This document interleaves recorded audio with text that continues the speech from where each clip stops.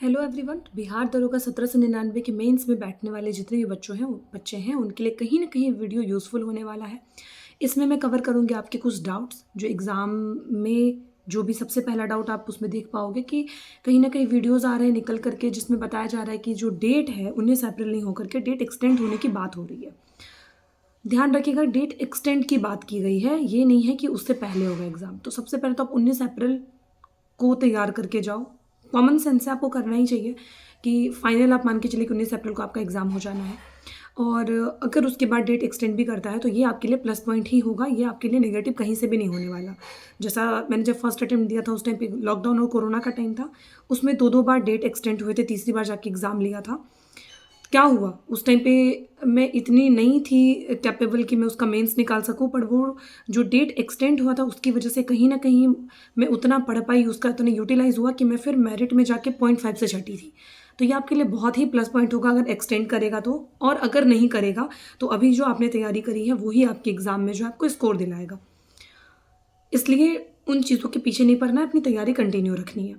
दूसरा डाउट जो है वो है हिंदी से रिलेटेड। एक तो पहले ही मैंने हिंदी के सिलेबस के ऊपर क्या पढ़ के जाना है और क्या करना है उसका एक छोटा सा वीडियो मैंने ऑलरेडी अपलोड कर रखा है, होगा तो मैं उसको इस वीडियो के साथ नीचे डिस्क्रिप्शन में भी डाल दूँगी, आप वहाँ से उसको देख सकते हो। कोई भी डाउट हो तो आप कमेंट बॉक्स में ज़रूर लिख सकते हो।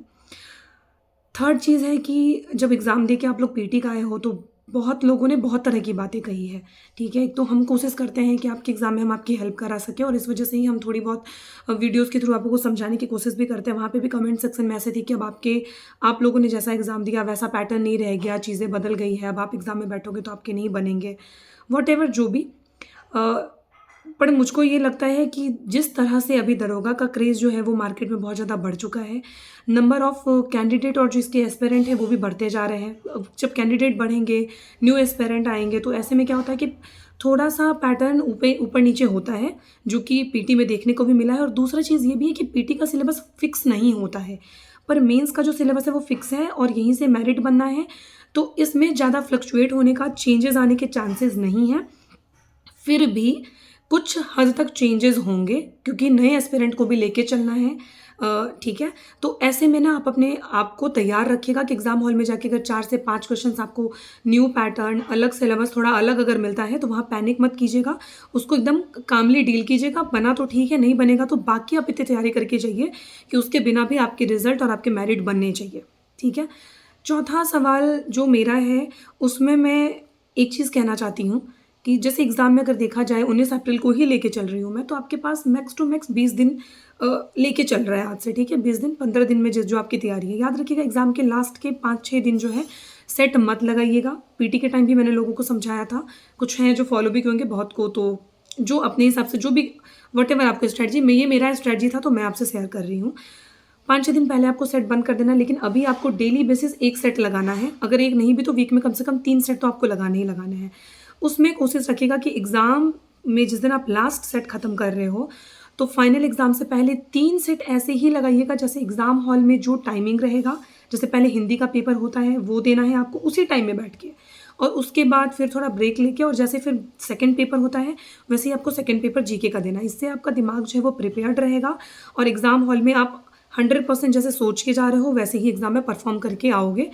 तो ये प्लस पॉइंट है, ये सब चीज़ें काम आती है।